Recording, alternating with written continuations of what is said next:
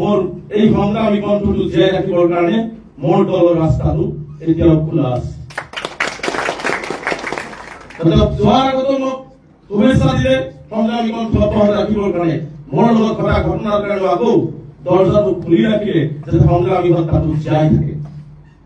আৰু মই সেইদিনা আপোনাক ফোন লৈছিলো যে মোক যিহেতু মোৰ সংগ্ৰামী কণ্ঠটো যিহেতু জীয়াই ৰাখিব বিচাৰিছে মানুহে মোৰ লগত যদি আপোনালোক চাওক।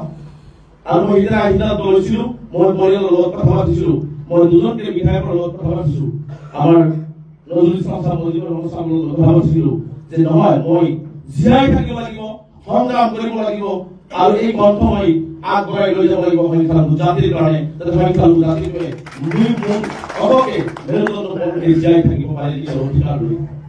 আৰু তেতিয়াৰ পৰা মই সংকল্প লৈ আমাৰ পাৰ্টি চুপ্ৰিমৰ লগত বিভিন্ন কথা বাৰ্তা হৈ আজি এইটো পৰিৱেশ আহিছে। আৰু মই